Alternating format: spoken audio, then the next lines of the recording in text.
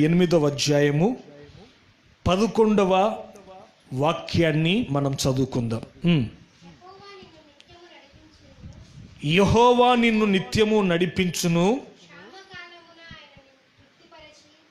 క్షామకాలమున ఆయన నిన్ను తృప్తిపరిచి నీ ఎముకలను బలపరచును. చూడండి, ఇక్కడ తల కాస్త పైకెత్తి నా వైపు చూడండి. ఇప్పుడు మనం చదువుకున్న ఈ యొక్క వాక్య భాగములో యెషయా ప్రవచన గ్రంథములో వ్రాయబడి ఉన్నటువంటి ఒక చక్కటి వాగ్దానముతో కూడినటువంటి మాట ఏమిటి అనంటే, ప్రభు అంటున్నాడు ఏమన్నట్టే, యెహోవానైన నేను నిత్యము మిమ్మల్ని ఏం చేస్తానంటే నడిపిస్తాను. మీరు ఆరాధిస్తున్నారే, మీ దేవుడనైనటువంటి నేను మిమ్మల్ని ఇది మొదలుకొని ఈ అక్టోబర్ నెలంతయు నేను మిమ్మల్ని నడిపిస్తాను అని చెప్పి ఆయన ఈ అక్టోబర్ నెలలో మన ప్రాణములకు ఒక విశేషమైన ఆదరణ కలిగేటట్లు, మనకు ధైర్యం కలిగేటట్లు ఆయన ఈ వాగ్దానాన్ని మన సంఘానికి దేవుడు చేస్తా ఉన్నాడు. ఆమేన్, హల్లెలూయా. చూడండి, ఈ వాక్యాన్ని నేను బైబిల్లో చదివినప్పుడు దేవుడు మనతో అంటున్నారు కదా, ఆయన మనల్ని నడిపిస్తాను అని. దేవుడు ఒక వ్యక్తిని నడిపిస్తే ఆయన ఎలా నడిపిస్తాడు?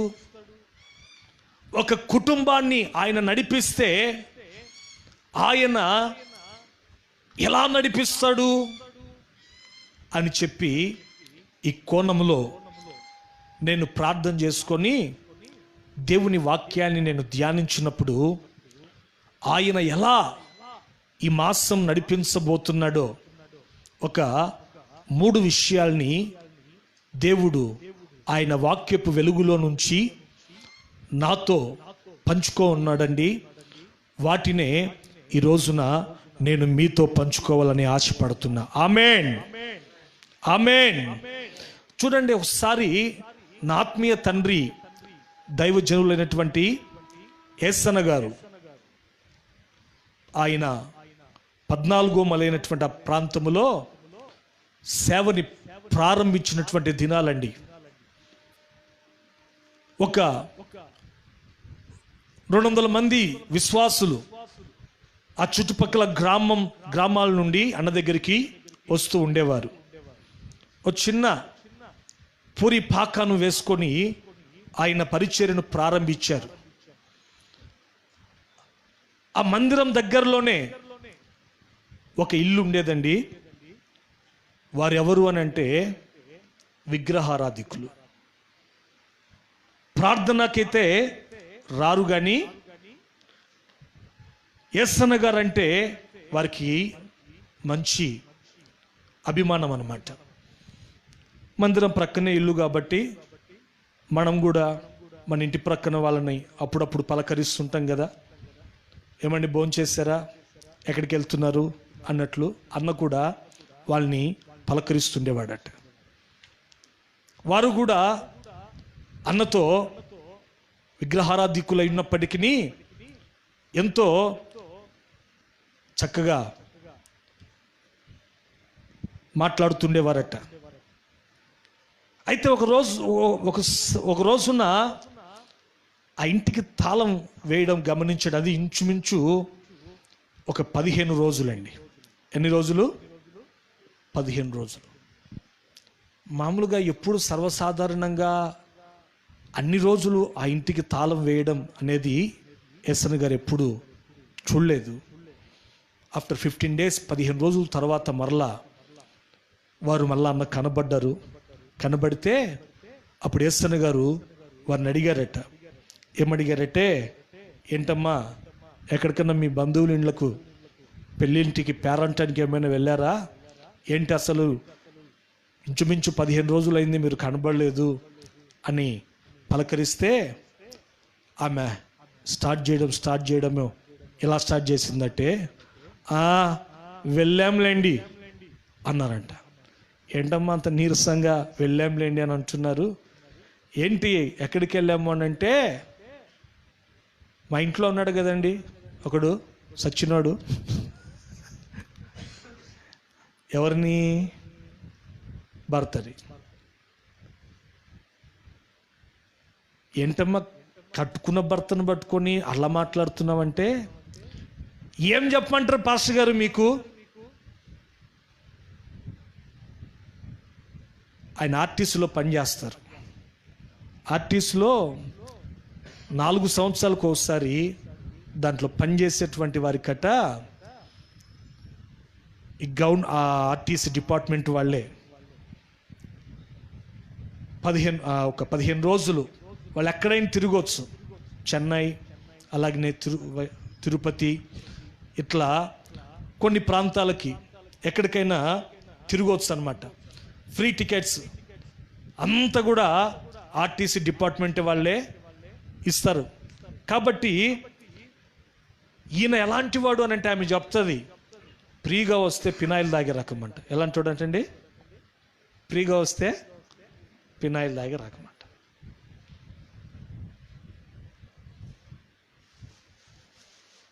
ఈయన సంగతి నాకు తెలుసు, వెళ్దాము అన్నాడు. అంటే నేను రానన్నా బలవంతం చేసి తీసుకొని వెళ్ళాడండి మమ్మల్ని, పిల్లల్ని, నన్ను పిల్లల్ని అన్నాడు. అవునమ్మా, సరే ఎట్లా ప్రయాణం సాగింది, మంచిగానే ప్రయాణం కొనసాగిందా అని అంటే, ఆమె అన్నటువంటి మాట ఏంటంటే, ఏం చెప్పమంటారండి పాస్టర్ గారు, హల్లెలూయా, ఏం చెప్పమంటారండి, మంచి వేసవి కాలంలో ఈ మండుటి ఎండల్లో కనీసం త్రాగునీకి ఒక వాటర్ బాటిల్ తీసేయని కూడా ఆయన ఆలోచించాడండి. సరైనటువంటి హోటల్కి తీసుకెళ్ళడు, ఎక్కడ బిల్లు ఎక్కువైతుందో అని చెప్పి. ఇంకా నా బ్రతుకులో ఒక తీర్మానం చేసుకున్నా. ఏంటమ్మా తీర్మానం అంటే, ఆమె అంటది ఏమన్నట్టే, ఇంకా ఇది మొదలుకొని ఈయనతో ఇంటి గడప దాటి బయటికి ఎక్కడికి కూడా వెళ్ళకూడదు అని. ఎందుకమ్మా అంత బలమైన తీర్మానం చేసుకున్నావు ఏంటి అని అంటే, అమ్మో ఈయనతో 15 రోజులు ఇంటి గడప దాటి బయట నడిచానండి, నాకు ఏమాత్రం కూడా దానిలో ఒక సంతోషం, దానిలో ఒక సంతృప్తి నాకు కలగలేదు. అందుకే అనేసి తల్లి చెప్పిందట. చూడండి, ఈ రోజున గమనించండి, కట్టుకున్నటువంటి భర్త తన భార్యను నడిపించినటువంటి ఆ విధానములో ఆమెకి ఏం లేదంటే ఒక సాటిస్ఫాక్షన్, ఒక సంతృప్తి అనేది లేదు. అయితే గమనించండి, ఇప్పుడు మనం చదువుకున్న యొక్క వాక్య భాగంలో మనం చూస్తే, సాక్షాత్తు మనం ఆరాధిస్తున్నటువంటి సర్వశక్తి కలిగినటువంటి దేవుడైన యేసయ్య మనతో వాగ్దానం చేస్తున్నారు. ఏమని వాగ్దానం చేస్తున్నారు అనంటే, ఇదిగో నా బిడలారా, నన్ను ఆరాధిస్తున్నటువంటి నా ప్రజలారా, కట్టుకున్నవాడే నా చేయి విడిచిపెట్టేశాడే, ఏంటి నా భవిష్యత్తు అని నువ్వు ఆలోచిస్తున్నావా? కన్న కొడుకుల పరిస్థితులు ఈ విధంగా మార్చబడ్డాయే, ఏంటి నా బిడల యొక్క భవిష్యత్తు?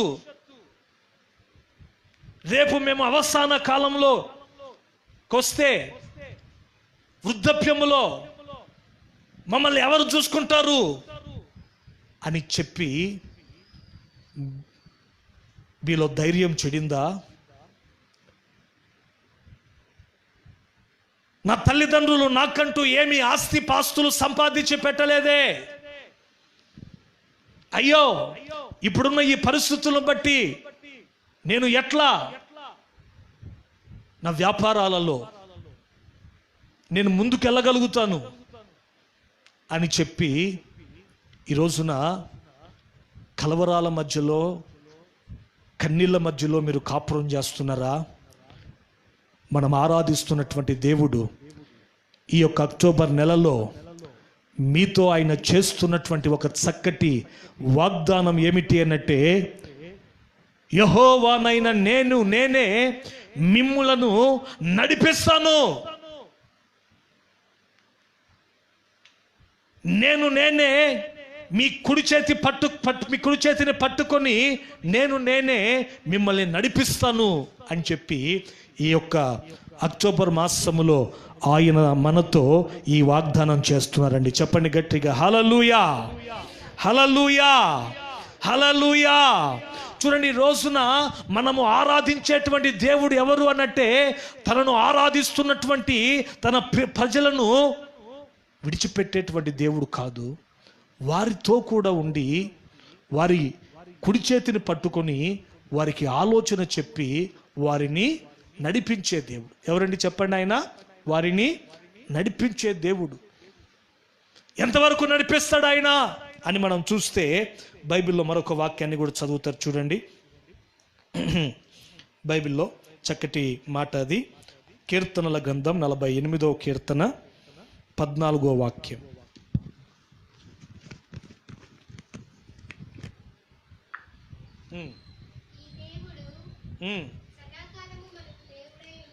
ఈ దేవుడు సదాకాలము మనకు దేవుడై ఉన్నాడు. ఎంతవరకు ఆయన మనల్ని నడిపిస్తాడటండి? చెప్పాలి అందరు, ఎంతవరకు నడిపిస్తారట? గట్టిగా చెప్పండి. ఈ దేవుడు, కీర్తనాకారుడు దావీదు భక్తుడు అంటున్నాడు ఏమన్నట్టే, ఈ దేవుడు సదాకాలము మనకు ఏమై ఉన్నాడంటే, ఆయన దేవుడై ఉన్నాడు. మరణము వరకు ఆయన మనలని ఏం చేస్తాడంటున్నాడంటే, ఇక్కడ దావీదు భక్తుడు మరణము వరకట ఆయన మనల్ని నడిపిస్తాడు.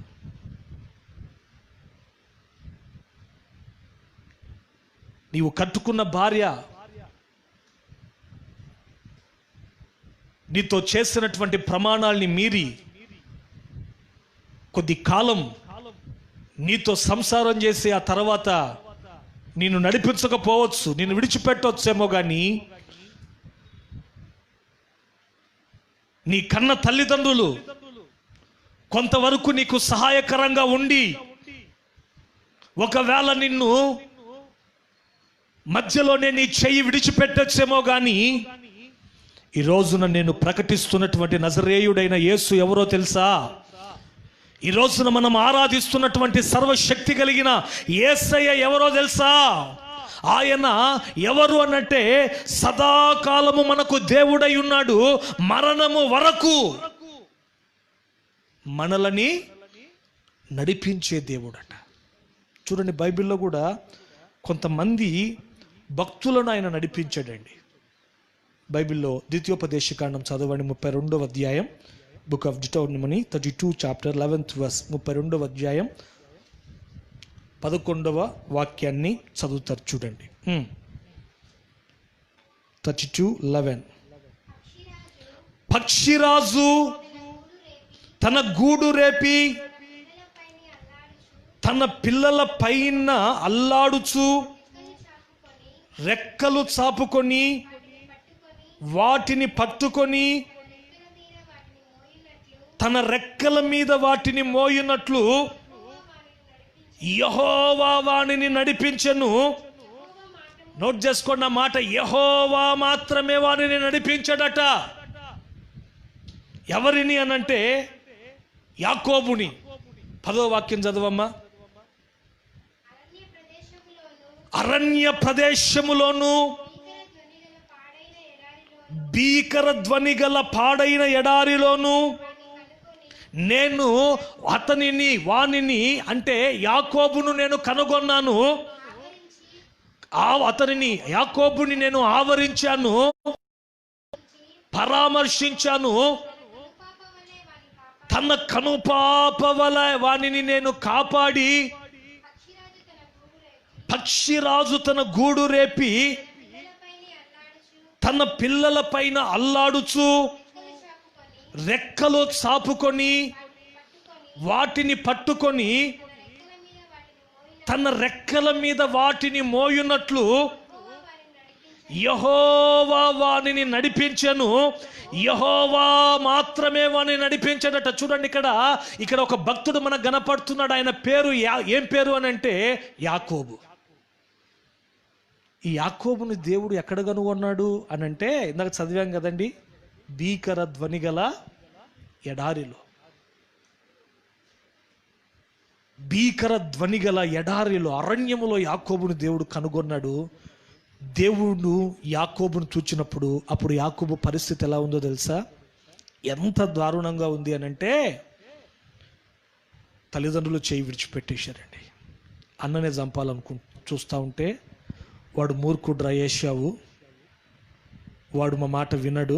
ఒకటే మేము చెప్తాం ఏంటంటే, కోపం చల్లారంత వరకు హారానికి వెళ్ళు, అక్కడ మీ మేనమామ లాబాను ఉన్నాడు, కొద్ది సంవత్సరాలు కొలువు చేయి అక్కడ అని చెప్తే, ఒక చేతికర్ర మాత్రం వెంట పెట్టుకొని తండ్రి ఇంటిని విడిచిపెట్టి యాకోబు యోర్దానును దాటి హారాను వైపు ప్రయాణమై వెళ్తున్నాడు. ఒక ఎడారి, భయంకరమైన ఒక అడవి, మధ్యరాత్రి అరణ్యములో యాకోబు చిక్కుకున్నాడండి.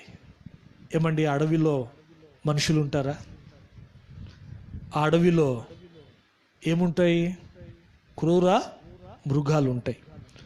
యాకోబుకి ఒక ప్రక్కన క్రూర మృగాల శబ్దాలు వినబడతా ఉంటే తను అనుకున్నాడట, తన తండ్రిని మోసం చేసి నేను తప్పించుకున్నానులే మా అన్న చేతుల్లో నుండి అని నేను అనుకున్నాను. అయితే నా పాపం నన్ను పట్టుకుంది. ఈ అరణ్యములో ఈ రాత్రి ఏదో ఒక క్రూర మృగం నన్ను చంపేస్తుంది, ఇంతటితో నా జీవితం అర్ధాంతరంగా ముగించబడిపోతుంది అనుకున్నాడట. ఏమండి, ఇలాంటి ఆలోచనలు మనకు కూడా కొన్నిసార్లు వస్తూ ఉంటాయి. కొన్ని బలహీనతలు మనకు వచ్చినప్పుడు, అరణ్యం లాంటి అనుభవాలు మనకు ఎదురైనప్పుడు. అయితే అటువంటి పరిస్థితుల్లో యాకోబు ఉన్నప్పుడు, ఈ యాకోబు ఉన్నట దేవుడు ఆ భీకర ధ్వని కలిగినటువంటి ఆ యొక్క ఎడారిలో కనుగొన్నాడట. కనుగొని ఏం చేశాడు అనంటే, అతనిని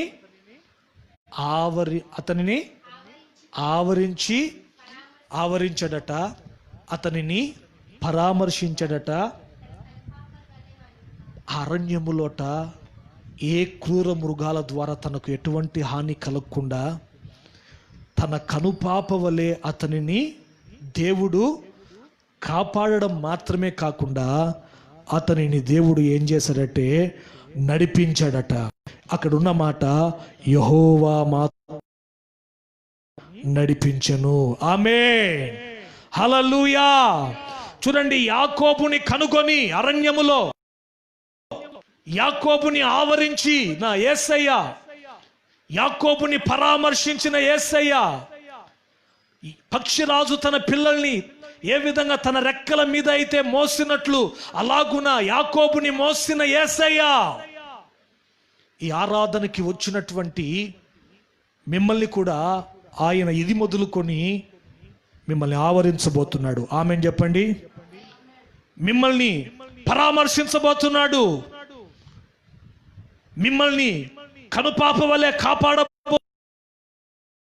పక్షిరాజు రెక్కల మీద ఎలా అయితే మోస్తాడో మొదలుకొని ఈ సెప్టెంబర్ నెలంతా కూడా నా దేవుడు మిమ్మల్ని, మీ కుటుంబాన్ని ఆయన మోయబోతున్నాడు. మీ భారాలన్నిటినీ కూడా ఆయన మోయబోతున్నాడు. నాట్ ఓన్లీ దట్ వన్, అది మాత్రమే కాదు, కానీ అంతకంటే ముఖ్యంగా ఈ యొక్క అక్టోబర్ నెలలో నా దేవుడు చేస్తున్నటువంటి వాగ్దానం ఏమిటి అనంటే, ప్రవచనాత్మకంగా చెప్తున్నాడు, యాకోబుని ఎలా అయితే నేను నడిపించానో నేను మిమ్ములను ఈ నెలంతా కూడా నడిపిస్తాను. మొదటిగా యోవేలు పుస్తకం చదవండి, book of Joel first point, book of Joel 2nd chapter, 2వ అధ్యాయం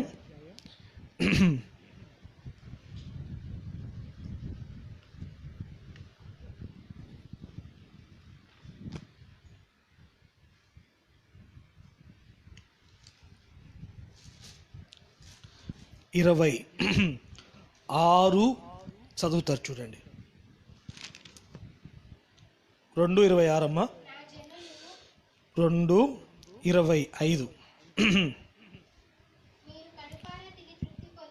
మీరు కడపార తిని తృప్తి పొంది మీ కొరకు వింత కార్యములను జరిగించిన మీ దేవుడైన యెహోవా నామములో యెహోవా నామమును స్తుతించున్నట్లు నేను పంపిన మిడతలను, గొంగలి పురుగులను, పసర పురుగులను, చీడ పురుగులను అను నా మహాసైన్యమును తినివేసినటువంటి ఏంటంట సంవత్సరముల పంటను మీకు మరలా నేను ఇస్తాను. నా జనులు ఇక ఎన్నటికి సిగ్గునందరు. అప్పుడు ఇశ్రాయేలుల మధ్య నున్నవాడను నేనే అనియు, నేనే నీ దేవుడనైన యెహోవాననియు, నేను తప్ప వేరొక దేవుడు లేడనియు మీరు తెలుసుకొందురు. హల్లెలూయా. చేతులు పైకెత్తి గట్టిగా గట్టిగా హల్లెలూయా చెప్పండి. హల్లెలూయా, హల్లెలూయా. యెహోవానైన నేను నిన్ను నిత్యము నడిపిస్తా. ఈ అక్టోబర్ నెలలో ప్రభు మనకిస్తున్నటువంటి ఒక వాగ్దానం. ఆయన మనల్ని ఎంతవరకు నడిపిస్తాడు అనంటే మరణము వరకు. ఆయన ఎలా నడిపిస్తాడు అనంటే ఈ నెలలో మొదటిగా ఆయన మనల్ని ఎలా నడిపించబోతున్నాడో తెలుసా? ఇప్పుడు మనం చదువుకున్న యొక్క వాక్య భాగంలో మనం చూస్తే ఈ మాటలు ఎవరితో చెప్తున్నాడు అనంటే ఇశ్రాయేలులతో చెప్తున్నాడు. ఎవరితో చెప్తున్నాడండి? ఇశ్రాయేలులతో. ఏమని చెప్తున్నాడు ఆయన అంటే, మీరు కడపార తిని తృప్తి పొంది మీ కొరకు, నోట్ చేసుకున్న మాట, వింత కార్యములను జరిగించిన మీ దేవుడనైన యెహోవా నామమును మీరు స్తుతించినట్లు నేను పంపిన మిడతలను, గొంగలి పురుగులను, పసరు పురుగులను, చీడ పురుగులను అను నా మహాసైన్యమును తీసివేసి సంవత్సరముల పంటను మీకు మరలా నేను మీకు ఇస్తాను అంటున్నాడు.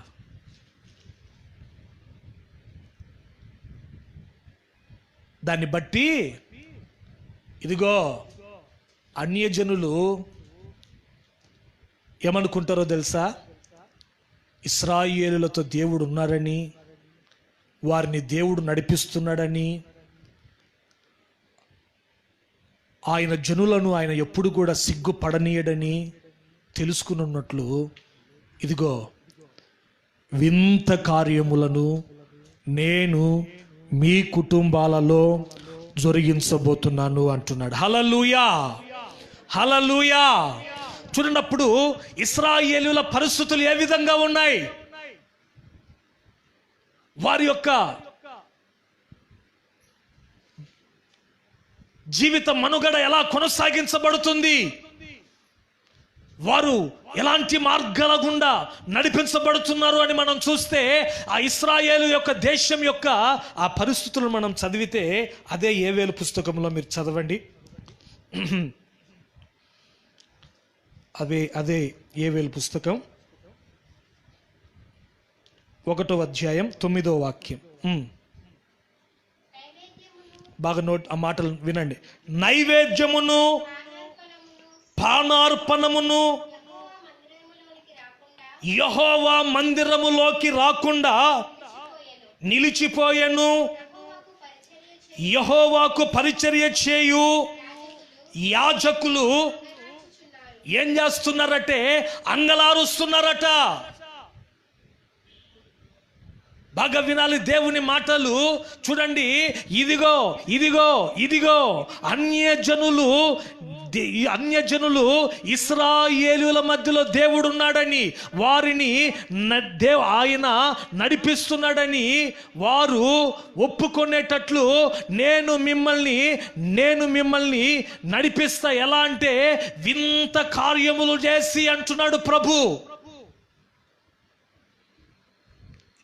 అప్పుడు వాళ్ళ పరిస్థితులు, వారి స్థితిగతులు ఎలా ఉన్నాయి ఇశ్రాయేలులవి అనంటే, ఇశ్రాయేలు దేశం యొక్క పరిస్థితులు ఎలా ఉన్నాయి అనంటే, నైవేద్యమట పానార్పణమును యెహోవా మందిరములోకి రాకుండా నిలిచిపోయినాయట. అర్థమవుతుందా? అంటే దేవుని మందిరానికి రావాల్సినటువంటి కానుకలు, దేవుని మందిరానికి రావాల్సినటువంటి బలులు ఆగిపోయినాయి. ఇప్పుడు దేవుని మందిరములో ఎవరుంటారండి చెప్పండి? యాజకులు ఉంటారు కదా. ఈ యాజకులకు తిననీకి కూడా ఏం లేదటండి, తిండి లేక వాళ్ళు ఏం చేస్తున్నారంటే అంగలారుస్తున్నారట. బైబిల్లో ఉంటుంది. అటువంటి పరిస్థితి మరెన్నడూ కూడా ఈ చరిత్రలో ఇశ్రాయేలు దేశంలో కలగలేదటండి. ఎందుకని?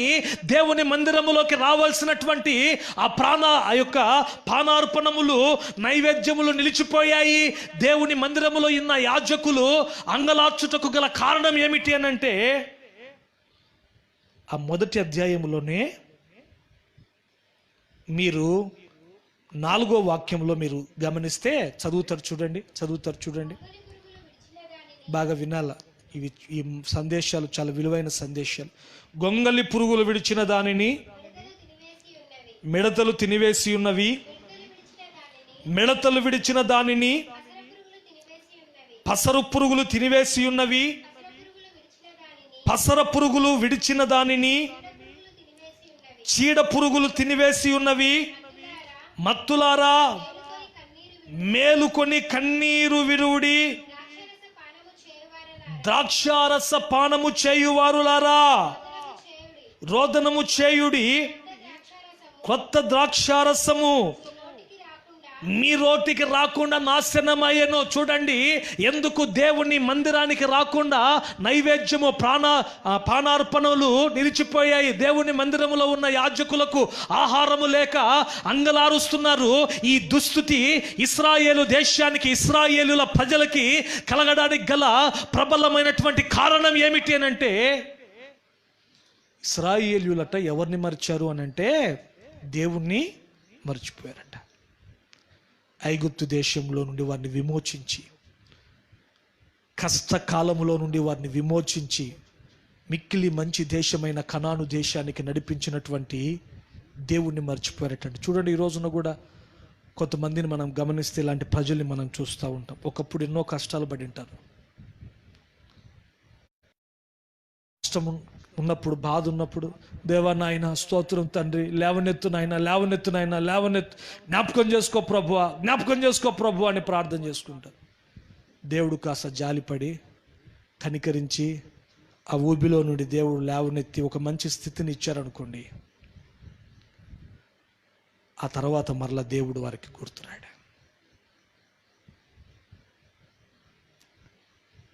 అట్లయిపోయింది ఇశ్రాయేలీయుల పరిస్థితి. వాళ్ళు దేవుణ్ణి మర్చిపోతే వారి వృత్తి ఏమిటి అనంటే వ్యవసాయం, ద్రాక్షారసాన్ని పండిస్తారు. ఇశ్రాయేలు దేశం యొక్క ద్రాక్షారసం చాలా శ్రేష్టమైనది, చాలా రుచికరంగా కూడా ఉంటుందండి. దేవుడు ఏం చేశాడంటే వారిని ఎలా అయినా సరే మరలా తన వైపు త్రిప్పుకునేటట్లు ఆయన మహాసైన్యమును పంపించాడట. వేటిని పంపించాడట అండి? మహాసైన్యం అంటే మీరు అనుకోవచ్చు అంటే పెద్ద మిలిటరీ దండును, 6 ప్యాక్. ఏంటి దేవుని మహాసైన్యం ఏంటో తెలుసా? విచిత్రంగా ఉంటాయి దేవుని కార్యాలు. ఏంటంటే ఆయన మహాసైన్యం, ఒకటి గొంగలి పురుగులు, 2 మిడతలు, 3 పసరు పురుగులు, 4ది చీడ పురుగులు. దేవుడు చెప్పినాడు, వీటన్నిటిని పిలిచి ఇప్పుడు మీకు డ్యూటీ వేస్తున్నా, ఇజ్రాయెల్ దేశానికి వెళ్ళాలి. మీరు వెళ్ళి ఇదిగో గొంగలి పురుగులు, ముందు మీరు వెళ్ళండి. మీరు వెళ్ళి ఏం చేస్తారంటే ఆ ద్రాక్ష చెట్టుకు ఉన్న ఆకులన్నీ తినండి అని చెప్పేశారు.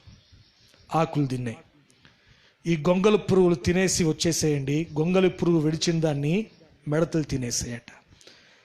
మిడతలు విడిచిన దాన్ని పసరు పురుగులు తినేసాయట. పసరు పురుగులు విడిచిన దాన్ని చీడ పురుగులు తినివేస్తే ఇప్పుడు వారికి ఏం లేదు అని అంటే చూడండి, ఫలాలు లేవు. దాని ద్వారా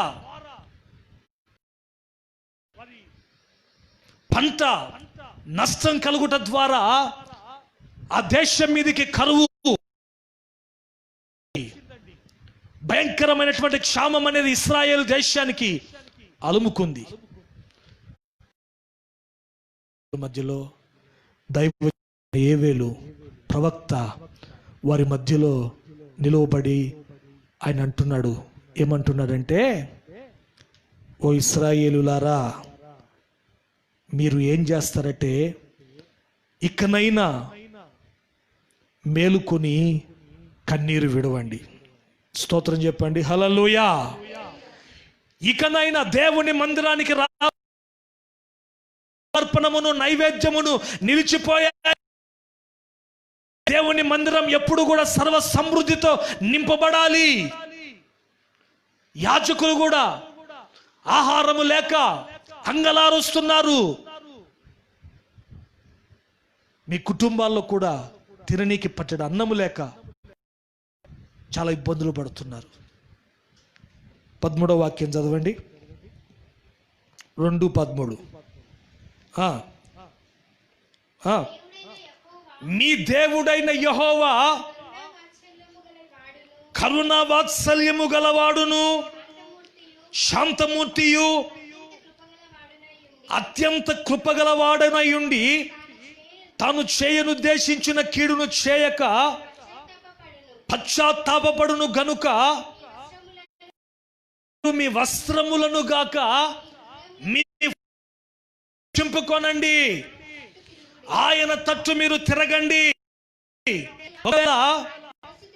ఆయన మనస్సును మార్చుకొని పశ్చాత్తాపడి మీ దేవుడైన యెహోవాకు తగిన నైవేద్యమును పానార్పణమును మీకు దీవెనగా అనుగ్రహించునేమో అని అంటున్నాడు ప్రవక్త.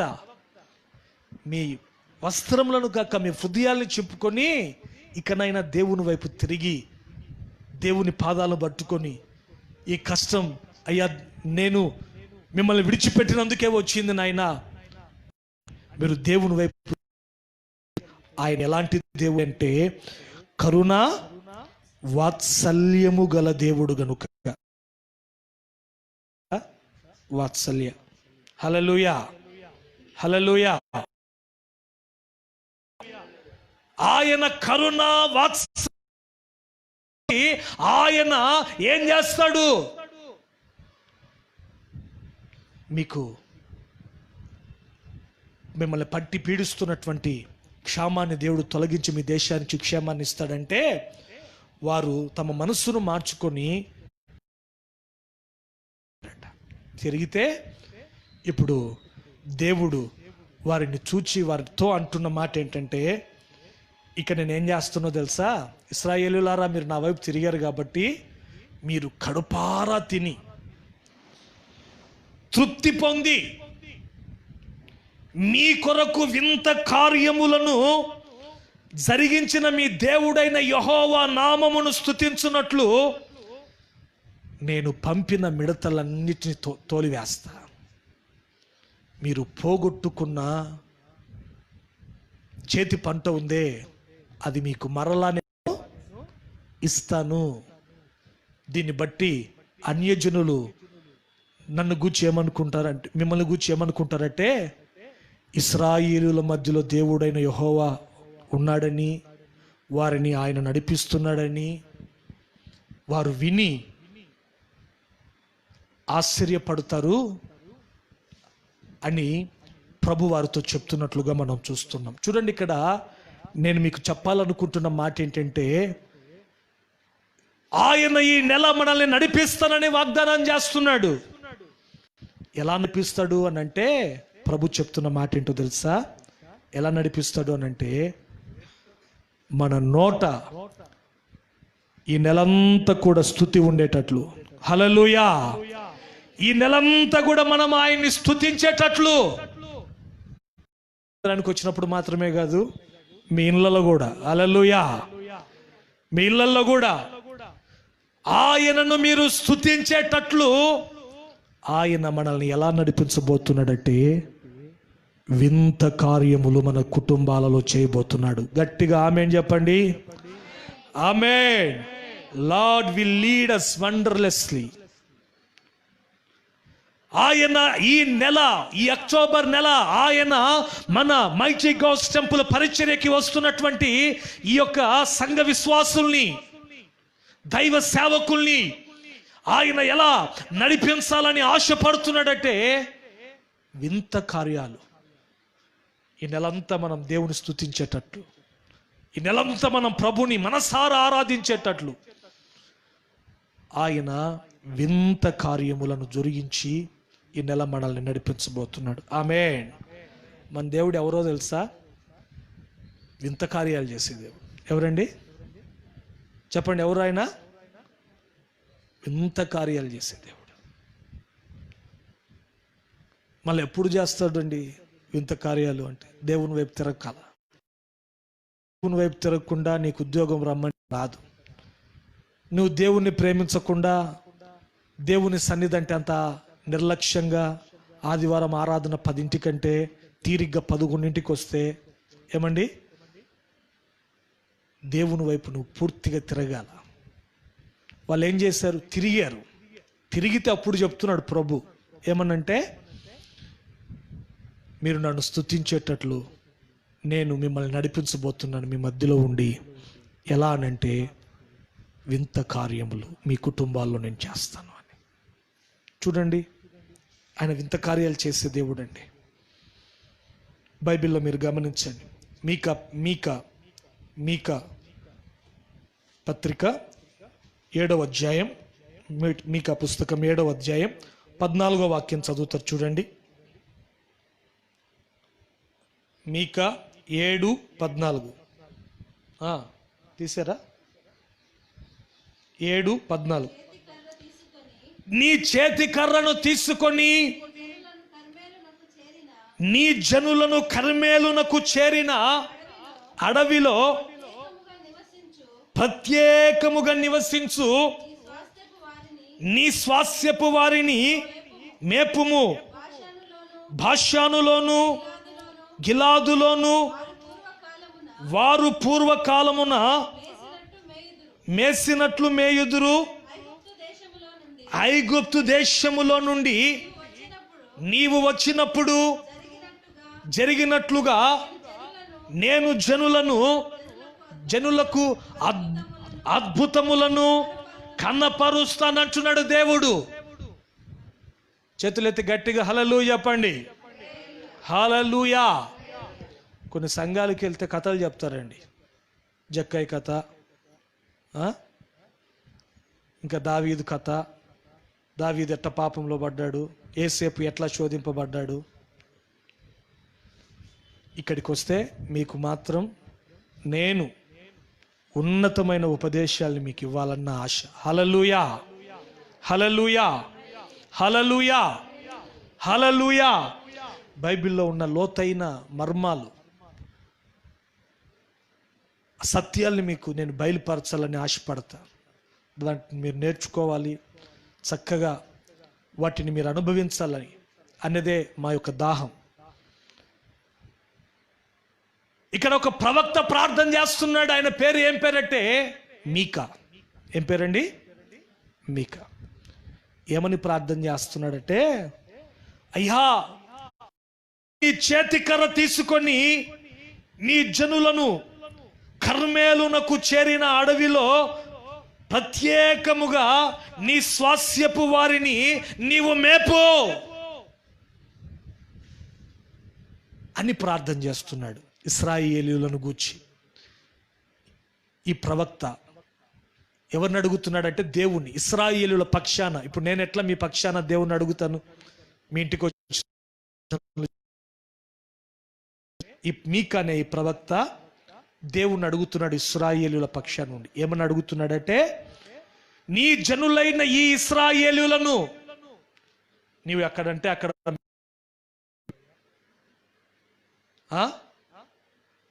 నీవు ఎక్కడంటే అక్కడ మేపడం కాదు. ఎందుకు అనంటే కారణం ఏమిటేనంటే, ఒకప్పుడు వీరు ఎక్కడ మేశారు అనంటే గిలాదులోను బాషాలోను వీరు మేత సమృద్ధిగా ఉన్న చోట మేశారు. అయితే ఇప్పుడు ఉన్న పరిస్థితులను బట్టి వారు ఆ గిలాదును, ఆ బాషాను అనే ఆ సమృద్ధి కలిగినటువంటి ఆ చోటు వారికి దూరం అయిపోయింది. ఇప్పుడు ఆహారము లేక అలమటిస్తున్నారు. కాబట్టి వీరి పక్షాన నేను చేస్తున్నటువంటి విజ్ఞాపన ఏమిటంటే, నీ స్వాస్థ్యమైనటువంటి ఈ ఇశ్రాయేలుల్ని నీవు చేయి విడిచిపెట్టకుండా నీవు వారిని ఎక్కడ మేపుతావు అనంటే కర్మేలు అనేది ఒకటి ఉంది. ఆ పర్వతం మీద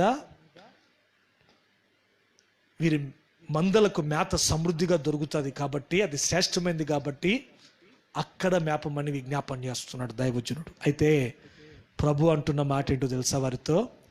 ఏమంటున్నాడంటే, మిమ్మల్ని మేపడం కాదురా నాయన, నిశ్చయంగా నేను ఏం చేస్తానంటే మిమ్మల్ని మేపడం వారిని నేను కర్మేలు అనే ఆ యొక్క ఆహారం చక్కగా ఉన్న పచ్చిక బయలున్న అక్కడ నేను వారిని మేపడం కాదు, కానీ వారిని నేను వారి జీవితంలో నేను ఏం చేయాలనుకుంటున్నాను అని అంటే, ప్రభు అంటున్నాడు, ఐగుప్తు దేశంలో నేను చేసిన అద్భుతాలను వారికి నేను కనపరచాలనుకుంటున్నాను. ఆమేన్. ఈ అక్టోబర్ నెలలో ప్రవచనాత్మకంగా నేను చెప్తున్నాను, నా దేవుడు నా నోట ఈ మాటలు ఉంచాడు. ఆయన ఎలాంటి కార్యాలు చేయబోతున్నాడు అని అంటే, మీ కుటుంబాలలో ఈ యొక్క అక్టోబర్ నెలలో ఆయన వింత కార్యాలు చేయబోతున్నాడు. ఆమేన్. ఆయన వింత కార్యాలు చేయబోతున్నాడండి ఐగుప్తు దేశంలో. చూడండి, ఐగుప్తు దేశంలో ఇశ్రాయేలుని విడిపించుటకు దేవుడు ఎలాంటి వింత కార్యాలు చేశాడంటే 10 వింత కార్యాలు చేశాడు. ఒకటి, నీళ్లను రక్తంగా మార్చాడు. ఇట్లా మనం చూసుకుంటూ వెళ్తే బైబిల్లో మనకు చాలా కనపడతాయి. అయితే వాటిలో 3 వింత కార్యాలు నేను మీకు చెప్తానండి. ఒకటి, ఇశ్రాయేలులో దేవుడు చేసిన ఐగుప్తు దేశంలో ఇశ్రాయేలు ఉన్నప్పుడు ఐగుప్తు దేశంలో దేవుడు చేసిన వింత కార్యం ఏమిటి అని అంటే, చదవండి, నిర్గమకాండం 17 చదువుతారు చూడండి.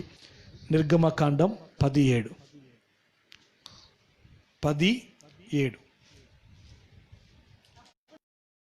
అప్పుడు ఫరో సేవకులు అతన్ని చూచి, ఎన్నాళ్ళ వరకు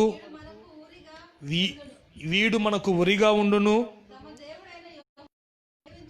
తమ దేవుడైన యెహోవాను సేవించుటకు ఈ మనుష్యులను పోనిమ్ము. నోట్ చేస్తూ, దేశమంతా ఏమైందంటే నశించినదని నీకింకను చూడండి. ఫరో హృదయాన్ని కఠినపరుచుకున్నాడు ఇశ్రాయేల్ని పోనివ్వకుండా. దానిని బట్టి దేవుడు చేసిన ఒక అద్భుతమైన కార్యం ఏంటో తెలుసా? ఫరో యొక్క హృదయం మార్చబడేటట్లు ఐగుప్తు దేశాన్నే నాశనం చేశాడట. దేన్ని నాశనం చేసి చెప్పండి, దేన్ని నాశనం చేసినాడంట? ఆ రోజుల్లో ఐగుప్తు దేశం అంటే సంపన్న దేశం. ఆ రోజుల్లో కాదు, ఈ రోజుల్లో కూడా. అసలు ఐగుప్తు దేశం చుట్టూ ప్రాకారాలు ఉంటాయి. ఆ ప్రాకారాల మీద ఫరో యొక్క రథాలు, అశ్వాలు 2 ప్రయాణం చేస్తాయటండి. అంత వెడల్పు ఉంటాయట. ఐగుప్తు దేశమే ఎలాంటిది అంటే ఆ రోజుల్లో చాలా సంపన్న దేశం. అలాంటిది ఆ మంచి పచ్చని తోరణాలతో నింపబడినటువంటి ఆ యొక్క పట్టణం ఏమైపోయిందంటే ఇశ్రాయేలులకు ఫరో ద్వారా విడుదల కలిగేటట్లు దేవుడు ఆ పట్టణాన్ని నాశనం చేశాడట. హల్లెలూయా, హల్లెలూయా. ఇంకా నిర్గమకాండం 12వ అధ్యాయం 30వ వాక్యంలో మనం చూస్తే అక్కడ మరొక వింత కార్యం ఏమిటి అని అంటే, మొత్తం 10 చేశాడైతే ముఖ్యమైనవి 3 నేను చెప్తున్నాను. ఏమిటంటే అక్కడ మనం గమనిస్తే ఆ రాత్రి ఫరోయు అతని సేవకులందరూ ఐగుప్తులందరూ లేచినప్పుడు శవము లేని ఇల్లు ఒక్కటైనను లేకపోయిందట.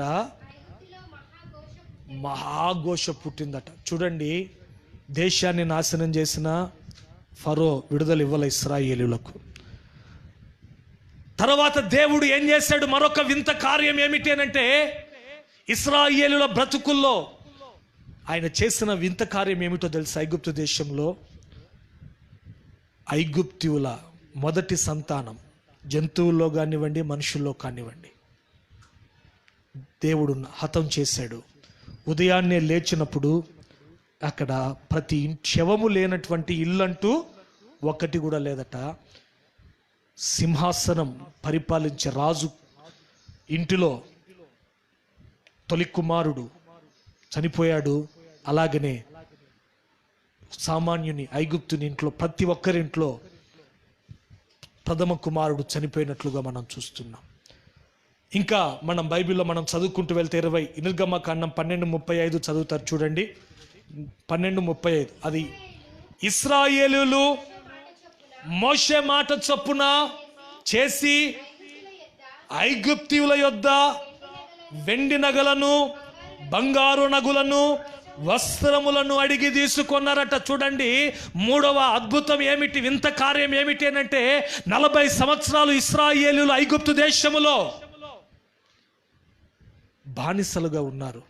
ఎంత పని చేయించుకున్నారంటే, మీకు అర్థమయ్యేటట్లు చెప్తా, రోజుకి 1000 రూపాయల లెక్క పని చేయించుకున్నారండి ప్రతి ఒక్కరి దగ్గర. అయితే వాళ్ళకి కూలి ఎంత ఇచ్చారు అంటే ఒక 100 రూపాయలు. నిట్టూర్పులు విడిచేవాళ్ళు, ఏడ్చేవాళ్ళు, చేయకపోతే కొరడాలతో కొట్టేవారు. ఏంటి మా పరిస్థితి ఇంత దారుణంగా ఉంది అని చెప్పి వాళ్ళు దేవునికి మొరపెట్టారండి. అయితే దేవుడు అద్భుతాలు చేశాడు. ఫరో హృదయం మార్చబడింది.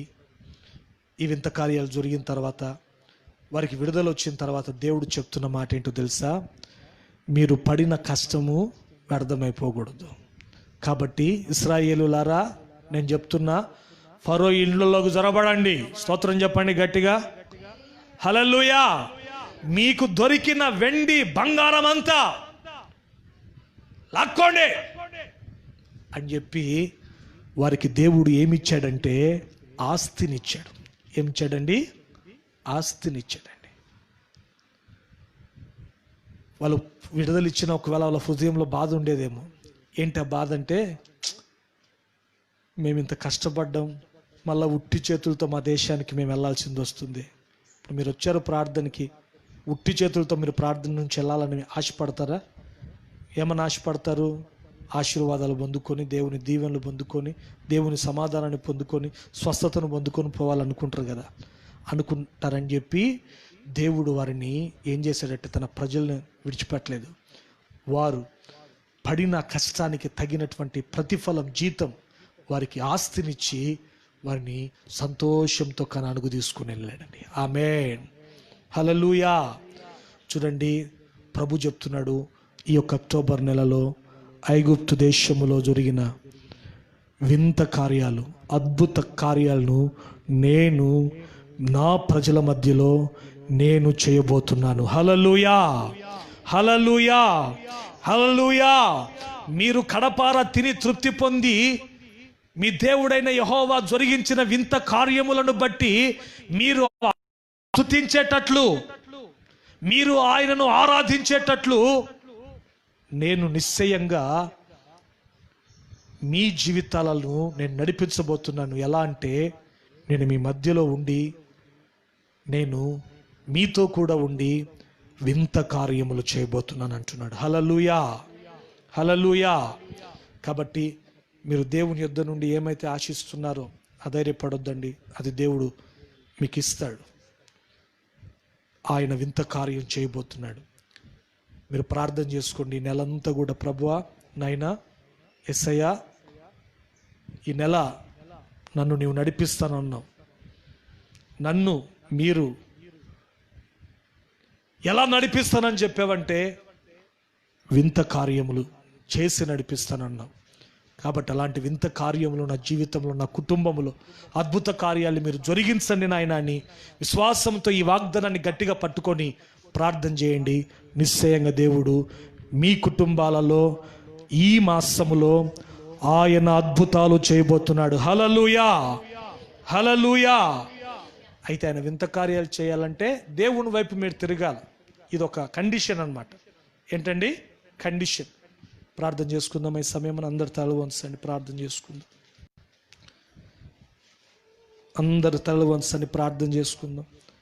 ఆశ్చర్యకరుడైన దేవుడు, అద్భుతాలు చేసే దేవుడు, ఆయన నీతో మనతో ప్రత్యేకమైనటువంటి రీతిలో ఈ యొక్క ఆదివారపు పునరుద్ధరణ దినాన ఈ అక్టోబర్ నెలలో ఆయన చేస్తున్న వాగ్దానం, యెహోవా నేను నిత్యము నిన్ను నడిపిస్తాను, నిత్యము నేను నిన్ను నడిపిస్తాను అంటున్నాడు. నిత్యము ఆయన మనల్ని నడిపిస్తాడు. నడిపించే దేవుడు మన దేవుడు. యాకోబును నడిపించాడు. ఆయన నిన్ను నడిపించాలనుకుంటున్నాడు. యాకోబును కనుగొన్నాడు. ఆయన నిన్ను కనుగొన్నాడు. సహోదరుడ, సహోదరి, నీ కుటుంబాన్ని కనుగొన్నాడు. ఆవరించబోతున్నాడు, పరామర్శించబోతున్నాడు. పక్షిరాజు తన పిల్లలని తన రెక్కల మీద మోసినట్లు ఆయన నిన్ను మొయ్యాలని ఆశపడుతున్నాడు. ఈ నెలంతా మన మరణం వరకు ఆయన మనల్ని నడిపించాలని ఆయన ఆశపడుతున్నాడు. ఎలా నడిపిస్తాడు అనంటే వింత కార్యములు నీ కుటుంబంలో జరగబోతున్నాయి. వింత కార్యములు మీ కుటుంబంలో జరగబోతున్నాయి. అద్భుతాలు మీ కుటుంబాల్లో జరగబోతున్నాయి. విశ్వాసం ఉన్నవారు చప్పట్లు కొట్టి ప్రభు నామాన్ని ఘనపరచండి. వింత కార్యాలు ప్రభు చేయబోతున్నాడు. వింత కార్యాలు ప్రభు చేయబోతున్నాడు. మీ కన్నీళ్లను ఆయన తుడవబోతున్నాడు. అనారోగ్యం తొలగిపోబోతుంది. బలహీనత తొలగిపోబోతా ఉంది. పరిపూర్ణమైన స్వస్థత, విడుదలను మీరు అనుభవించబోతున్నారు. ఈ నెలలో మీ ప్రతి ఆర్థిక ఇబ్బందుల్లో నుంచి విడుదల. వ్యాపారాలలో మీరు పోగొట్టుకున్న వాటిని దేవుడు మీకు ఇవ్వబోతున్నాడు. అందరూ ప్రార్థన చేసుకోండి, ముగించుకుందాం.